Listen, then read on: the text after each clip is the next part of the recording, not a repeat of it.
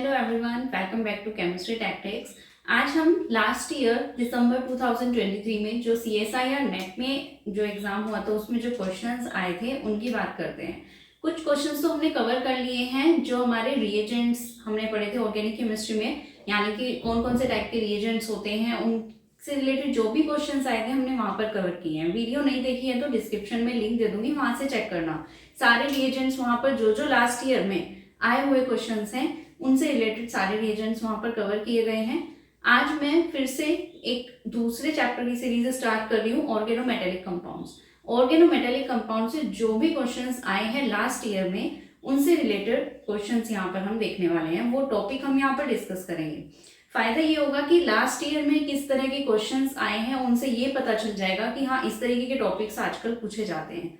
Topics भी पता चल जाएंगे, साथ साथ टॉपिक कवर भी हो जाएंगे। ठीक है, तो आज हम सबसे पहले ये वाला क्वेश्चन स्टार्ट करते हैं। ये 2 मार्क्स में आया हुआ क्वेश्चन है। इसमें दिया हुआ है एक ऑर्गेनोमेटेलिक कंपाउंड, इसकी रिएक्शन हमें करानी है इस वाले C3H5I से। ठीक है, क्या होता है C3H5I? इसकी अगर हम स्ट्रक्चर की बात करें तो ये कुछ इस टाइप से होता है। ठीक है, ये आयोडीन है, इसी को हम ऐसे भी शो कर सकते हैं। ये 3 कार्बन हो गए, यहाँ पर डबल बॉन्ड हो गया। ठीक है, तो ये वाला जो ग्रुप है ये रिएक्ट करेगा इस वाले ऑर्गेनोमेटेलिक कंपाउंड के साथ। ठीक है, इसके रिएक्शन से हमें मिलेगा Y। ठीक है, साथ में 2 मॉलिक्यूल ऑफ CO, ये जो CO लिगेंड लगे हुए हैं, ये 2 मॉलिक्यूल वहां से अलग होने चाहिए, एलिमिनेट होने चाहिए। उसके बाद मतलब जो ये Y बना है हमें इसके बारे में बताना है। जो ये ऐसा एलिमिनेशन के बाद में रिएक्शन से एलिमिनेशन होगा CO ग्रुप का और उससे जो Y बनेगा, उस Y की रिएक्शन जो Y बना है उसके बारे में ये 4 पॉइंट्स दिए गए हैं। हमें इनमें से बताना है कौन सा करेक्ट होगा। ठीक है, बताना है कि Y 18 इलेक्ट्रॉन रूल को फॉलो करेगा या नहीं। जो ये रिएक्शन होगी क्या वो ऑक्सीडेटिव एडिशन का एक एग्जाम्पल होगी। क्या ये जो एलाइल वाली ये ग्रुप है, एलाइल ग्रुप ये जो है, इसकी जो हैप्टिसिटी है वो 1 होगी या फिर 3, क्योंकि ये अपनी हैप्टिसिटी चेंज कर सकता है ना। अगर आपने ऑर्गेनोमेटेलिक कंपाउंड्स पढ़ा होगा तो आपको पता होगा कि ये वाला जो लिगेंड है अगर ये इस कार्बन से अटैच है किसी मेटल के साथ में, या फिर ये इस तरीके से भी मेटल से अटैच हो सकता है। ठीक है, या फिर ये इस तरीके से अपनी हैप्टिसिटी 3 भी शो कर सकता है, यानी ये वाले कार्बन और ये कार्बन, तीनों कार्बन जब अटैच होंगे हमारे मेटल के साथ तो यानी ये अपनी हैप्टिसिटी 1-3 कर सकता है। तो इसमें हमें बताना है कि इसकी हैप्टिसिटी क्या आएगी। वो तो तभी पता चलेगा जब हम Y को बना लेंगे क्या आएगा। क्या Y की जो स्ट्रक्चर होगी, ज्योमेट्री होगी, वो पेंटागनल बाइपिरामिडल होगी। ये सब चीजें हमें बतानी है, इन चारों पॉइंट्स को हमें डिस्कस करना है। पर सबसे पहले तो हमें Y निकालना पड़ेगा। जब तक Y नहीं बनाएंगे तब तक कैसे पता चलेगा। तो अब सबसे पहले Y बनाते हैं। तो रिएक्शन देखो कैसे होगी।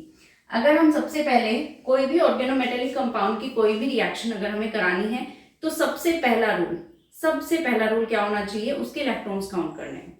ठीक है, तो यहां पर भी हम इसके इलेक्ट्रॉन काउंट करते हैं। आयरन की वैलेंस इलेक्ट्रॉन में कितने इलेक्ट्रॉन्स होंगे, वैलेंस शेल में 8 इलेक्ट्रॉन्स प्लस CO लिगेंड ये कितने देता है इलेक्ट्रॉन्स, 2 इलेक्ट्रॉन्स कॉन्ट्रीब्यूट करता है और टोटल है कितने, ये 5 है। तो यानी 2 × 5 करना पड़ेगा, तो यहां से 18 इलेक्ट्रॉन आ जाते हैं। ठीक है, ऑर्गेनोमेटेलिक कंपाउंड में 18 इलेक्ट्रॉन स्पीशीज स्टेबल होती है, तो 18 इलेक्ट्रॉन तो कैसे रिएक्ट करा पाएगा। अगर 18 इलेक्ट्रॉन ने इसके साथ रिएक्ट किया तो फिर तो इसका कोऑर्डिनेशन नंबर भी बढ़ेगा और इसके इलेक्ट्रॉन्स भी बढ़ेंगे। हमें तो 18 इलेक्ट्रॉन चाहिए थे। तो सबसे पहले जब भी 18 इलेक्ट्रॉन होते हैं हमें क्या करना होता है, डिसोशिएटिव मैकेनिज्म फॉलो करनी होती है OMC में। ठीक है, डिसोशिएटिव मैकेनिज्म का मतलब क्या होगा, वहां से कुछ चीजों को पहले एलिमिनेट करना पड़ेगा। इसके जो इलेक्ट्रॉन काउंट है इनको थोड़ा कम करना पड़ेगा। और यहाँ दिया हुआ भी है कि 2 मॉलिक्यूल निकलने हैं CO के, तो क्या डायरेक्ट दोनों CO को निकाल दें, नहीं, डायरेक्टली दोनों को नहीं निकालेंगे। पहले हम एक CO को एलिमिनेट यहाँ से करेंगे। जैसे ही आप यहाँ से एक निकालोगे तो बचेगा क्या, पहले टोटल 5 थे, अब हो गए हैं 4। ठीक है, 4 CO लिगेंड यहाँ पर हो चुके हैं।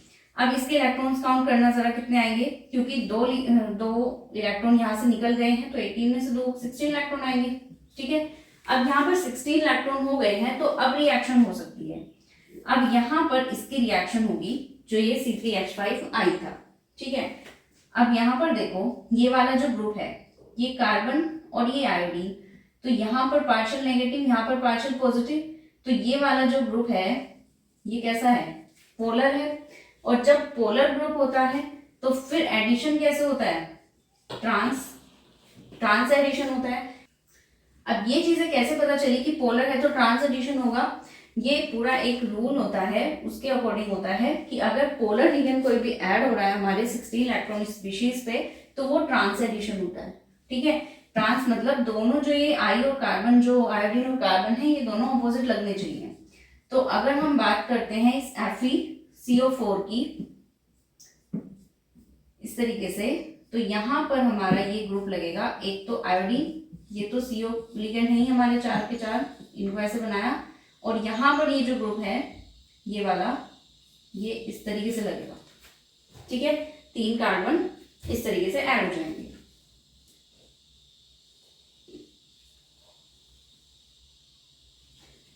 ठीक है, अब इसको देखो, अगर ये नॉन पोलर होता तो फिर सिस एडिशन होता है, जैसे ये दोनों अपोजिट हैं फिर ऐसे नहीं होते, फिर ये एक साथ होते। तो यहाँ पर आपको अब इलेक्ट्रॉन काउंट करना है। देखो पहले थे 16 इलेक्ट्रॉन FeCO4, ये तो है ही, साथ में ये दो चीजें इंक्रीज हो गई ना, यहाँ पर आयोडीन का -1 और इसका 1, तो दोनों 1 का कॉन्ट्रीब्यूशन कर रहे हैं, तो यानी 18 इलेक्ट्रॉन फिर से हो गए। तो यहाँ पर अब 18 इलेक्ट्रॉन हो गए। ये अभी Y नहीं बना है, ठीक है। यहाँ पर अगर आपने इसको यहीं पर छोड़ दिया तो आप इसको गलत कर दोगे, तो यहाँ पर इससे आप क्या कर दोगे कि ये जो अलाइन मोइटी है ये हमारा एक जो है यहाँ पर हेप्टिसिटी शो कर रही है, लेकिन ऐसा है नहीं। फिर या आप ये और ये सही कर दोगे तो इससे गलत हो जाएगा, क्योंकि ये अभी Y आया नहीं है। हमारे क्वेश्चन में क्या कहा था कि 2 मॉलिक्यूल्स निकलने चाहिए CO के, उसके बाद में जाकर Y बनेगा। तो यहाँ पर आपको एक CO को और यहाँ से एलिमिनेट करना पड़ेगा, ठीक है।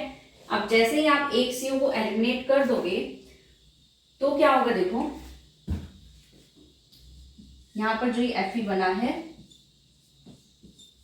अब यहाँ पे एक तो निकल गया, एक बचा CO, और यहाँ पर एक आयोडीन है, और दूसरी साइड हमारा ये जो एलाइल ग्रुप है, ये जो एलाइल ग्रुप दिया हुआ है ना, अब ये अपनी हेप्टिसिटी को चेंज कर लेगा। अगर आपने इसको बिल्कुल ऐसे ही रखा, चलो पहले ऐसे ही रख लेते हैं। अब इसके इलेक्ट्रॉन काउंट करना जरा, क्योंकि यहाँ से CO निकला है 2 इलेक्ट्रॉन, तो ये हो गई हमारी 16 इलेक्ट्रॉन स्पीशीज। स्टेबल नहीं है, अगर ये कोई ऑप्शन ना होता हेप्टिसिटी चेंज करने का, फिर तो ये 16 ही रहते, लेकिन यहाँ पर ऑप्शन है कि ये जो एलाइल ग्रुप है ये अपनी हेप्टिसिटी चेंज कर सकता है, ठीक है। तो इसको चेंज करना पड़ेगा। तो यहां से ये इस तरीके से अपनी जो है हेप्टिसिटी चेंज कर लेता है। इसको हम ऐसे शो करते हैं ना, जो ये 3 हेप्टिसिटी शो करता है, तो हम इसको इस तरीके से शो करते हैं, यानी कि इसके जो तीनों कार्बन है वो इन्वॉल्व हो रहे हैं, यहाँ पर हेप्टिसिटी शो हो रही है इसमें, ठीक है। तो यहां से हमारे, अब इस पे इलेक्ट्रॉन काउंट कर लो, ये तो 3 इलेक्ट्रॉन दे रहा है, ये 1 4 हो गए, प्लस Fe के 8 प्लस CO 3 है 6, तो ये कितने हो गए हमारे 18 इलेक्ट्रॉन, ठीक है। तो यहां पर ये बन गए 18 इलेक्ट्रॉन स्पीशीज, और यही हमारा क्या है Y, ठीक है। क्योंकि यहाँ पर हमारा सारा काम हो चुका है कि 2 CO को एलिमिनेट भी कर दिया हमने, और इस तरीके से हमने एडिशन भी कर दिया। तो अब सबसे पहले तो ये देखो कि यहाँ पर जो पहला पॉइंट है Y ऑब्वियस 18 इलेक्ट्रॉन हो, ये तो बिल्कुल करेक्ट हो रहा है ना, यहाँ पर 18 इलेक्ट्रॉन तो फॉलो हो रहे हैं, तो ये तो सही आएगा। सेकंड है reaction is an example of oxidative addition. अब यहाँ पर ऑक्सीडेटिव एडिशन आया है, तो उसको कैसे पहचानोगे? पहली बात तो जो ये आपने पोलर और ट्रांस ये वाली चीज देखी कि पोलर है तो ट्रांस एडिशन होगा, नॉन पोलर है तो सिस एडिशन होगा, ये ऑक्सीडेटिव एडिशन के केस में ही होता है, ठीक है। ऑक्सीडेटिव एडिशन के केस में ही ऐसा होता है। और दूसरी कंडीशन होती है +2 ऑक्सीडेशन स्टेट। जो हमारी मेटल है उसकी जो ऑक्सीडेशन स्टेट है वो +2 हो जाती है। पहले वो लो ऑक्सीडेशन स्टेट में होती है, उसके बाद एडिशन के बाद वो हाई ऑक्सीडेशन स्टेट में चली जाती है। ये एग्जांपल होता है ऑक्सीडेटिव एडिशन का। जैसे यहाँ पर अगर आयरन की बात करो तो ये 0 ऑक्सीडेशन स्टेट है, ठीक है। यहाँ पर अगर बात करो तो ये +2 ऑक्सीडेशन स्टेट है, राइट, क्योंकि यहाँ से देखो I और कार्बन दोनों -1 देंगे, ये तो CO तो न्यूट्रल लिगेंड है, इनकी जो आएगी, इसको अगर आप x मान लो, x - 2 इक्वल टू 0 चार्ज, तो x इक्वल टू +2, तो यानी पहले 0 ऑक्सीडेशन स्टेट थी, बाद में +2 बन गई, तो ये हमारा एग्जाम्पल होता है ऑक्सीडेटिव एडिशन का। ठीक है, दूसरी चीज, चलो एक तो ऑक्सीडेशन स्टेट की बात हो गई, दूसरी होती है इसका कोऑर्डिनेशन नंबर। हमेशा ऑक्सीडेटिव एडिशन में कोऑर्डिनेशन नंबर कम होता है, 6 से कम होता है। ठीक है, coordination number is always less than 6। यहाँ पर देख रहे हो 4 है, बाद में 6 हुआ है, तो यानी 4 से 6 हो गया है। जब कोऑर्डिनेशन नंबर में भी चेंज आ जाता है ना इस तरीके से, पहले कम होता है 6 से, फिर ज्यादा हो जाता है, तो भी वो ऑक्सीडेटिव एडिशन का ही एग्जाम्पल होता है। ओके, तो ये कंडीशन हो गई हमारी ऑक्सीडेटिव एडिशन की, तो यानी ये वाली चीज भी हमारी सही हो गई। ये जो एग्जाम्पल है हमारा ऑक्सीडेटिव एडिशन का ये। तीसरी चीज है allyl moiety shows eta1 coordination in Y। अब यहाँ पर Y जो है इन्होंने कहा कि एक हैप्टिसिटी शो कर रहा है, लेकिन ये तो 3 कर रहा है, यहाँ पर एक नहीं शो कर रहा है, तो ये तो गलत हो गया। Y एडॉप्ट्स पेंटागनल बाइपिरामिडल ज्योमेट्री, ये भी गलत है, क्योंकि पेंटागनल बाइपिरामिडल के लिए जो स्टेरिक नंबर होना चाहिए या हाइब्रिडाइजेशन नंबर होना चाहिए वो 7 होना चाहिए, तभी तो पेंटागनल बाइपिरामिडल बनेगा। लेकिन यहाँ तो स्टेरिक नंबर 5 देख रहे हो आप। ठीक है, 1 2 3 4 5, तो ये तो 5 हो गया ना स्टेरिक नंबर, तो ये हमारा टीवीपी तो हो सकता है, ट्राइगनल बाइपिरामिडल तो हो सकता है, बट पेंटागनल बाइपिरामिडल होना इज नॉट पॉसिबल। तो यहाँ से हमने ये देखा कि ए और बी तो सही है, सी डी गलत है, और वहां ऑप्शन में इसी तरीके से मिलेंगे, A B only, A B C only, A D only, इस तरीके से कुछ ऑप्शंस मिलेंगे। तो आपको क्या करना है, इन दो पे करेक्ट करना है, यानी A and B are correct. Okay, तो यहां से हमने क्या देख लिया, देखो एक तो हमने यहाँ से ये टॉपिक देख लिया कि ऑक्सीडेटिव एडिशन क्या होता है। ठीक है, किस तरीके से ऑक्सीडेटिव एडिशन की कंडीशन होती है, बस ध्यान ये रखना है, जब भी 16 इलेक्ट्रॉन से 18 इलेक्ट्रॉन बन रहे हैं, ऑक्सीडेशन स्टेट में +2 का चेंज हो रहा है, ये कुछ पोलर नॉन पोलर का एडिशन हो रहा है, कोऑर्डिनेशन नंबर 6 से कम है, ये 3-4 कंडीशंस हैं, तो फिर हमारा ऑक्सीडेटिव एडिशन होना है। ठीक है, यहाँ से ये चीज तो हमने देख ली, ऑक्सीडेटिव एडिशन है। दूसरी चीज हमने यहाँ पर ये भी देख ली कि जो केमिकल बॉन्डिंग में हम पढ़ते हैं, ये वाली स्टेरिक नंबर, इसके बारे में भी थोड़ा सा पता चल गया, पता तो होता ही है। तीसरा हमने यहाँ पे ये भी देख लिया कि जो अलाइल कंडीशन होती है हमारी, अलाइल ग्रुप होता है, वो हमारी हैप्टिसिटी चेंज कर सकता है। ठीक है, एक हैप्टिसिटी भी शो कर सकता है, 3 भी शो कर सकता है। ठीक है, तो यहाँ पर हमें ये भी पता चल गया। तो इसी क्वेश्चन से हमें 2-3 टॉपिक्स ये ऑलरेडी हमारे क्लियर हो चुके हैं। ठीक है, तो इस टाइप के क्वेश्चंस आते हैं। अब हम नेक्स्ट क्वेश्चन देखते हैं, लास्ट ईयरली सेम एग्जाम में जो आया है उसके बारे में।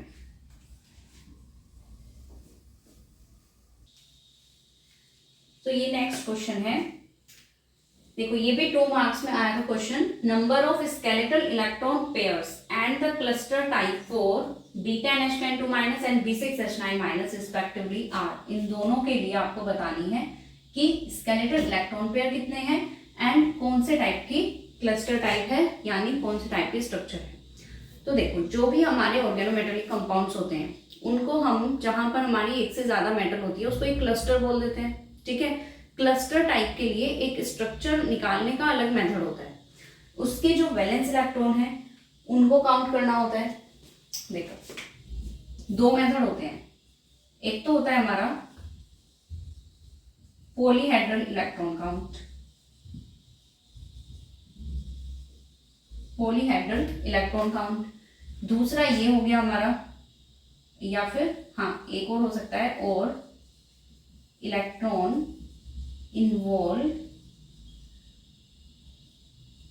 इन क्लस्टर बॉन्डिंग।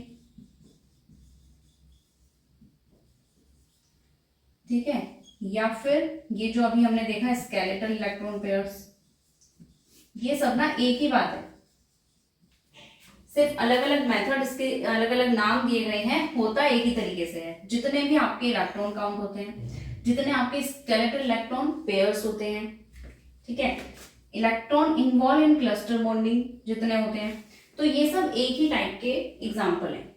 ठीक है, सिर्फ फर्क इतना है, देखो यहाँ पर ये तो है इलेक्ट्रॉन, इंडिविजुअली इलेक्ट्रॉन्स की बात की गई है, टोटल इलेक्ट्रॉन्स कितने होंगे, ये जो बात है स्केलेटल इलेक्ट्रॉन पेयर, ये पेयर की बात हो रही है। पेयर का मतलब दो के साथ में पेयर होगा, ठीक है। तो यहाँ पर जो भी पेयर होंगे उसको हमें डिवाइड करना पड़ेगा 2 से, बस ये फर्क है, बाकी ये दोनों सेम होते हैं, ठीक है। तो देखो ये क्या होता है हमारा, जो भी हमारे वैलेंस इलेक्ट्रॉन होते हैं ना, valence electron total valence electron -12n, ये करके आता है पॉलीहेड्रल इलेक्ट्रॉन काउंट, ठीक है। या फिर electron involve in cluster bonding, वो भी सेम इसी तरीके से होता है, राइट। अब अगर हमें यहाँ पर स्केलेटल इलेक्ट्रॉन पेयर निकालने हैं तो टोटल ये निकालने के बाद में हमें उसको 2 से डिवाइड करना होता है, ठीक है। बस यहाँ पर जो ये वाला β H10 बोरोन का जो केस होता है, थोड़ा सा बोरेन्स जो होते हैं, कार्बोरेन्स जो होते हैं, उनके केस में थोड़ी सी डिफरेंट चीजें आ जाती हैं। अगर यहाँ पर हमारा सिंपल कोई होता इस तरीके से, मान लो Fe2CO10 कुछ इस टाइप से होता, फिर तो हम यहाँ पर टोटल वैलेंस इलेक्ट्रॉन निकालते -12, एन यहाँ पर है जितने नंबर ऑफ मेटल्स होती हैं, ठीक है, हम उस तरीके से निकाल देते। लेकिन इसको अगर हम निकालें तो क्या आएगा, देखो आयरन 8 × 2 + 10 × 2 16 + 6 36 -12 × 2 की 2 है ना, तो × 2 36 - 24, ये 12 आया, ठीक है। यहां से हमारे आगे इतने electron count, total electron count जो होते हैं वो। बाकी अगर electron involve in cluster bonding की बात करें तो भी यही आएगा, ठीक है। लेकिन अगर हम उसको 2 से डिवाइड कर दें, तब वो आ जाती है हमारे क्या, स्केलेटल इलेक्ट्रॉन पेयर, ठीक है। यही चीज पॉलीहेड्रल इलेक्ट्रॉन काउंट को जब हम 2 से डिवाइड कर दें तो आ जाती है हमारी क्या, स्केलेटल इलेक्ट्रॉन पेयर। समझ में आई बात क्या हो रही है। पॉलीहेड्रल इलेक्ट्रॉन काउंट या electron involve in cluster bonding एक ही बात है। कभी कभी ये जो स्केलेटल इलेक्ट्रॉन पेयर है ना, इनको बोल देते हैं हम बॉन्डिंग मॉलिक्यूलर ऑर्बिटल। देखो बहुत सारा कंफ्यूजन हो जाता है यहाँ पर, आपको पता होनी चाहिए कि कितने टाइप से हमें पूछा जा सकता है ये, ठीक है।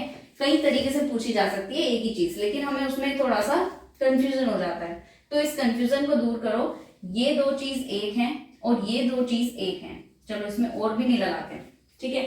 ये दोनों चीज तो एक है जब हमें इलेक्ट्रॉन काउंट की बात हो रही है, लेकिन जब हमें निकालना हो पेयर की बात में, तो पेयर तो तभी बनेगा ना जब उसको 2 से डिवाइड कर देंगे।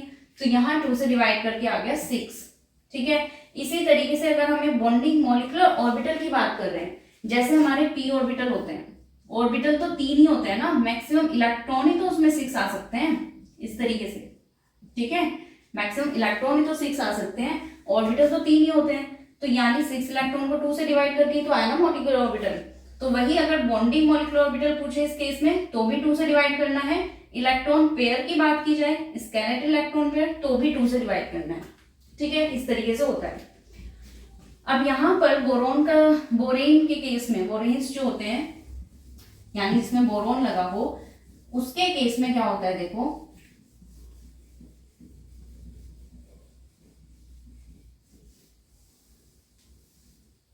इसके केस में अगर हमें ये चीज निकालनी है स्केलेटल इलेक्ट्रॉन पेयर, तो कैसा आएगा। सबसे पहले हम B10 H10 2- की बात कर लेते हैं। देखो टोटल, इसको हम ऐसे भी लिख सकते हैं, हमें क्या बनाना है, इसको एक BH यूनिट बनानी है, ठीक है।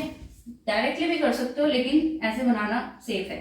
तो BH यूनिट बना लो, क्योंकि 10 ही बोरोन है, 10 ही हाइड्रोजन, तो बाहर इसके 10 लिख दें, एक ही बात हुई, ऊपर इसके 2-, ठीक है। इसका ब्रैकेट चेंज कर देती हूँ, ये वाला, ठीक है।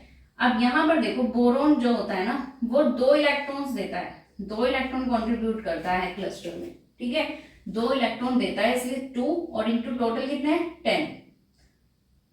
ये पूरी BH यूनिट की बात हो रही है, ये जो BH यूनिट है ना पूरी, यही 2 इलेक्ट्रॉन्स देती है, प्लस जितना भी चार्ज है उस पर नेगेटिव, उसको उसमें ऐड कर दो, कितना आगे टोटल 22।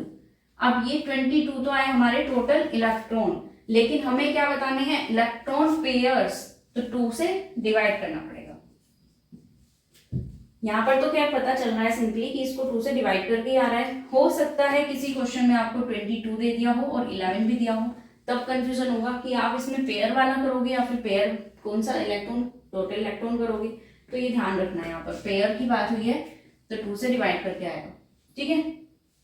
आगे टोटल 11 या तो यहाँ है या फिर यहाँ, इसमें तो नहीं है, इसमें भी नहीं है, पहले ही हट गया ऑप्शन। अब बस इसको और देख लो, देखो वैसे तो यहाँ 8 ही आने वाले हैं दोनों में, ठीक है, ये तो कोई दिक्कत नहीं है, यहाँ पर 8 ही है, यहाँ पर भी 8 है, लेकिन फिर भी निकाल लेते हैं इसको, B6H9 माइनस। देखो यहाँ पर तो दोनों सेम थे, कुछ नहीं करना पड़ा, यहाँ पर सेम करना है, जो ये BH यूनिट है इसको सेम करना है, यानी जितने बोरोन है उतने ही हाइड्रोजन करने हैं। बचे कितने हाइड्रोजन, 3, ठीक है, और ऊपर है माइनस। तो यहाँ पर जो ये 3 हाइड्रोजन बचे हैं ना, ये हमारे 3 ऊपर चले जाते हैं अनायन की फॉर्म में, एक तो पहले से है, 3 और चले गए, -4 हो जाएगा, ऐसे करना होता है। अब इसके निकाल सकते हो इलेक्ट्रॉन, 6 × 2 प्लस कितना करना है 4, 12 + 4 16 डिवाइड बाय 2 8, ठीक है, ये आएगा। तो बोरेन के केस में हम इस तरीके से निकालते हैं टोटल इलेक्ट्रॉन्स या फिर इलेक्ट्रॉन पेयर्स। ये तो निकालने की बात हुई इलेक्ट्रॉन पेयर्स। अब बताना है इनकी स्ट्रक्चर कैसे होगी। तो देखो स्ट्रक्चर के केस में क्या होता है, एक पूरी टेबल बनती है, मैंने इसको ऐसे याद किया हुआ है नीचे की साइड से, इसमें कोई भी ट्रिक लगा के आप याद रख सकते हो। इनका मतलब क्या होता है हमारा, ये तो आगे ना इलेक्ट्रॉन को हटा देते हैं,